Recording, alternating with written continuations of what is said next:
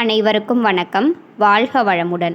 இன்றைக்கி நம்ம சேனலில் பொறையுடைமை அதிகாரம் தான் பார்க்க போகிறோம். முதல் குறள். அகழ்வாரை தாங்கும் நிலம் போல தம்மை இகழ்வார் பொறுத்தல் தலை. இதோடைய பொருள் பாருங்கள். அகழ்வாரை அப்படின்னா தோண்டுபவரை அப்படின்னு பொருள். தாங்கும்னா தாங்கி கொண்டிருக்கும். இந்த நிலத்தை போல தம்மை இகழ்வார் அப்படின்னா இகழ்ந்து பேசுவார். அவர்களையும் பொறுத்து கொள்ளுதல், அதுதான் தலை சிறந்த பண்பு அப்படின்னு சொல்லியிருக்காங்க. அதான் அகழ்வாரை தாங்கும் நிலம் போல தம்மை இகழ்வார் பொறுத்தல் தலை. பொறுமைக்கு இலக்கணமாக திகழ்வது நிலம்தான். எந்த அளவுக்கு நம்ம தோண்டுபவர்கள் நிலத்தில் என்ன பண்ணாலும் அது நம்மளை எதுவுமே பண்ணாது. அந்த இழிச்சொல் பேசுபவர்கள், அந்த இகழ்வோர்களை தாங்கி கொள்வது தான் உயர்ந்த மனித நேயம். அதுதான் அந்த இகழ்பவர்களையும் அந்த நிலம் போல நம்ம பொறுத்து கொள்ளணும். அதுதான் இந்த குறளுடைய அர்த்தம். அடுத்து, பொறுத்தல் இறப்பினை என்றும் அதனை மறத்தல் அதனினும் நன்று. என்றும் அதாவது எப்பொழுதும் அப்படின்னு அர்த்தம். இறப்பினை அப்படின்னா பிறர் செய்த தீமையை, பொறுத்தல்னா பொறுத்து கொள்வது, அதனை மறத்தல் அந்த தீமையை மறந்து விடுறது, அதனினும்னா பொறுத்தலை விட மிகவும் நல்லது அப்படின்னு சொல்லியிருக்காங்க. இப்போ இந்த குறளுடைய முழு அர்த்தம், பொறுத்தல் இறப்பினை என்றும் அதனை மறத்தல் அதனினும் நன்று. ஒருவன் செய்த தீமையை பொறுத்து கொள்வது சிறந்ததாகும். ஆனால் அதைவிட சிறந்தது அதை மறந்து விடுவது அதைவிட சிறந்ததாகும் அப்படின்னு திருவள்ளுவர் சொல்லியிருக்காங்க. அதுதான் பொறுத்தல் இறப்பினை என்றும் அதனை மறத்தல் அதனினும் நன்று. அடுத்த குறள். இன்மையுள் இன்மை விருந்தொரால் வன்மையுள் வன்மை மடவார் பொறை. இன்மையுள் அப்படின்னா ஒருவருக்கு ஏற்பட்ட வறுமை, அதான் இன்மைனா வறுமை. விருந்தொரால் அப்படின்னா வந்த விருந்தினரை ஒதுக்கி வைக்கிறது, அந்த விருந்த ஒரால் ஒதுக்கிறது. வன்மையுள் அப்படின்னா வலிமையில் எல்லாம், வன்மை வலிமை அப்படின்னு சொல்லியிருக்காங்க. மடவார் அப்படின்னா அறியாமையால் துன்பம் தந்தவர், அதான் மடவார். பொறைனா பொறுத்து கொள்வது, பொறுமை, அதுதான். இப்போ முழு அர்த்தம் பாருங்கள். வறுமையிலே வறுமை என்ன அப்படின்னா விருந்தினரை போற்றாமல் இருக்கிறது தான் வறுமையிலும் வறுமையாம். வலிமையில் வலிமை அப்படின்னா தீமை செய்தவர்களை பொறுத்து கொண்டிருப்பது தான் வலிமையிலும் வலிமை. இதை தான் இன்மையுள் இன்மை விருந்தொரால் வன்மையுள் வன்மை மடவார் பொறை அப்படின்னு அந்த குறளை பார்த்தாலே தெரியும். வறுமையில் விருந்தை ஒதுக்கி வைக்கிறதா, வன்மையில் வன்மை மடவார் பொறை தீமை செய்தவர்களை பொறுத்து கொள்வது, அதுதான். அடுத்த குறள். நிறையுடைமை நீங்காமை வேண்டின் பொறையுடைமை போற்றி ஒழுகப்படும். நிறையுடைமை அப்படின்னா நிறைவு அப்படிங்கிற உயர்வு, அது உடையிறது, அதான் நிறையுடைமை, நிறைவு. நீங்காமை அப்படின்னா தன்னை விட்டு நீங்காமல் இருக்கிறது. வேண்டின் அப்போ நிறைவாக தன்னை விட்டு நீங்காமல் இருக்கிறத வேண்ட விரும்புகிறது.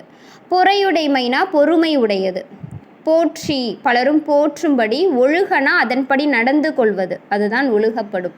இப்போ இதோடைய முழு அர்த்தம், நிறைகுணம் தன்னிடம் நீங்காமல் இருக்க வேண்டும் அப்படின்னு நினைப்பவர்கள் பொறுமையை காத்து வாழ வேண்டும் அப்படின்னு சொல்லியிருக்காங்க.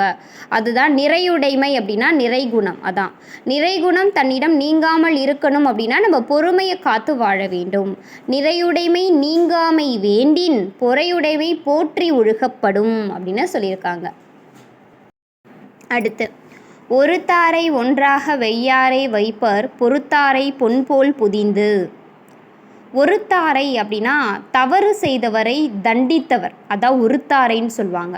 ஒருத்தார்னா தவறு செஞ்சவங்கள தண்டிக்கிறாங்க இல்லையா, அதுதான் ஒருத்தாரை.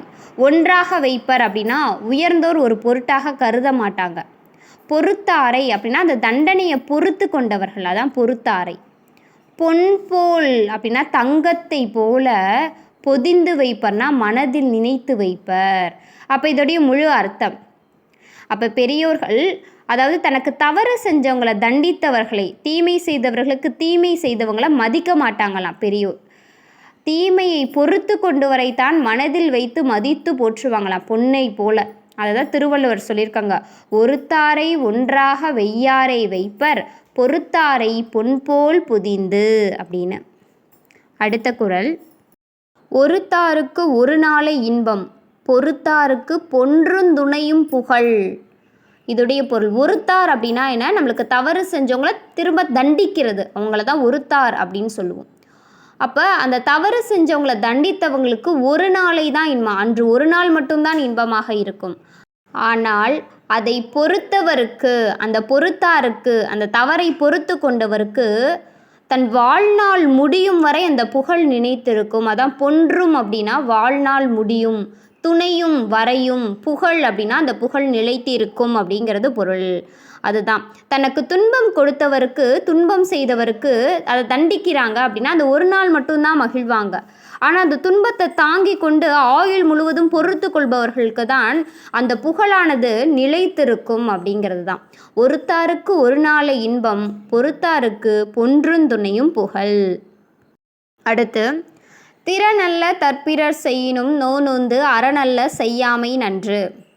திறனல்ல அப்படின்னா செய்யக்கூடாத செயலை, இப்போ செய்யக்கூடாத செயலை தான் திறனல்லன்னு சொல்கிறாங்க. ஸோ பிறர்னா பிறருக்கு, செய்யினும் செய்தாலும், நோநொந்து அப்படின்னா மனத்தால் நினைத்ததை வருந்தி, அறநல்ல அப்படின்னா அறமல்லாதவற்றை, செய்யாமை நன்று அப்படின்னா செய்யாமல் இருப்பது நல்லது. ஸோ இதை முழு அர்த்தம், ஒருவன் செய்த தீமைக்கு தான் மனம் நொந்து போனாலும் செய்தவனுக்கு திரும்பவும் தீமை செய்யாமல் இருப்பது தான் அறமா. அதுதான் ஒரு செய்யக்கூடாத செயலை தனக்கு பிறர் செஞ்சாங்க அப்படின்னா அதை மனதால் நினைச்சு வருந்தி அறமல்லாதவற்றை அவங்களுக்கு செய்யாமல் இருப்பது தான் நன்மை. அதுதான் இந்த குறளுடைய அர்த்தம். திறனல்ல தற்பிறர் செய்யினும் நோநொந்து அறநல்ல செய்யாமை நன்று. ஸோ நம்மளுக்கு செய்யக்கூடாததை மற்றவங்க நம்மளுக்கு செஞ்சாலும் அவங்களுக்கு என்ன, நம்ம அறநல்லாததை செய்யக்கூடாது. அடுத்த குறள், மிகுதியான் மிக்கவை செய்தாரை தாம்தம் தகுதியான் வென்றுவிடல். இதில் மிகுதியான் அப்படின்னா அளவு கடந்த ஆணவத்தால் அப்படின்னு பொருள். மிக்கவை அப்படின்னா அளவு கடந்த தீமை செய்தவர். தாம் தன் தகுதியால், தகுதியால் அப்படிங்கிறது பொறுமையினால் அதை வென்றுவிட வேண்டும். அப்போ என்ன சொல்ல வராங்க, அளவு கடந்த ஆணவத்தால், அளவு கடந்த தீமை அந்த செய்தவரை தான் தன்னுடைய பொறுமையால் வென்றுவிடணும் அப்படிங்கிறது தான் இந்த குறளுடைய அர்த்தம். அதான் மிகுதியான் மிக்கவை செய்தாரை தாம் தன் தகுதியால் வென்றுவிடல். துறந்தாரின் தூய்மை உடையார் இறந்தார்வாய் இன்னாச்சொல் நோர்க்கிற்பவர். இப்போ இறந்தார் அப்படின்னா வரம்பு கடந்தவரது வாய், இறந்தார் வாய்னா வரம்பு கடந்தவரது வாயிலிருந்து வரக்கூடிய அந்த இன்னாச்சொல், அது துன்பம் தரும் சொல், கடுஞ்சொல்னு சொல்லலாம். நோர்க்கிற்பவர் அப்படின்னா அதை பொறுத்து கொண்டிருப்பவர்னு அர்த்தம். துறந்தாரின் அப்படின்னா துறவிகளை போல, துறவிகளை விட, அந்த துறந்தாரின் தூய்மை உடையார், துறவிகளை விட அவங்க தான் தூய்மை உடையவர். யார்? அந்த துன்பம் தரும் சொல்ல பொறுத்து கொண்டவங்க.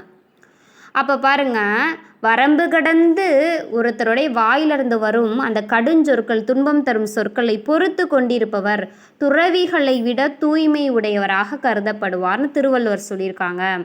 அப்போ பிறர் வாயிலிருந்து வரும் தீய சொற்களை பொறுத்து கொள்பவர் துறவிகளை காட்டிலும் உயர்ந்தவர். துறந்தாரின் தூய்மை உடையார் இறந்தார்வாய் இன்னாச்சொல் நோக்கியிருப்பவர். அந்த இறந்தார்வாய்னா வரம்பு கடந்து பேசுகிறவங்க, அந்த பொருள் அதுதான். அடுத்த குறள், உண்ணாது நோற்பார் பெரியர் பிறர் சொல்லும் இன்னாச்சொல் நோற்பாரின் பின். உண்ணாது நோற்பார் அப்படின்னா உண்ணாமல் நோன்பை மேற்கொண்டு வாழ்பவர்கள், அவங்க தான் பெரியவங்க, பெருமை உடையவர்கள். என்றாலும் பிறர் சொல்லும் கடுஞ்சொற்களை, இந்த பிறர் சொல்லும் இன்னா சொல்லை நோற்பாரின் பின் அப்படின்னா பொறுத்து கொள்பவர்களுக்கு பின்னால் தான் வைத்து மதிப்பாங்களாம்.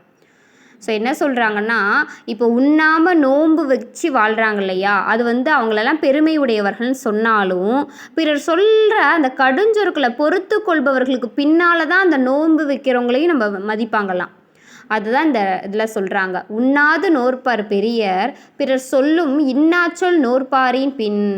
அதான் துன்பந்தரும் கொடுஜொற்களை பொறுத்து கொள்ளும் பொறுமையாளருக்கு பின்னால் தான் உண்ணாமல் உண்ணா நோன்பிருக்கும் அந்த பெரியாளரை மதிப்பார்கள், அதற்கு அடுத்த நிலையில் தான் வைப்பர் அப்படின்னு சொல்லியிருக்காங்க. அவ்வளோதான். இந்த வீடியோவில் பொறையுடைமையில் இருக்கக்கூடிய 10 திருக்குறள் நம்ம பார்த்தோம். அடுத்த அதிகாரத்தோட நெக்ஸ்ட் வீடியோட சந்திக்கலாம். இந்த வீடியோ பிடிச்சிருந்துச்சுன்னா லைக் பண்ணுங்கள், ஷேர் பண்ணுங்கள், கமெண்ட் பண்ணுங்கள். ஞாபகமாக நம்ம சேனலை சப்ஸ்கிரைப் பண்ணிக்கோங்க. தேங்க்ஸ் ஃபார் வாட்சிங். Bye bye.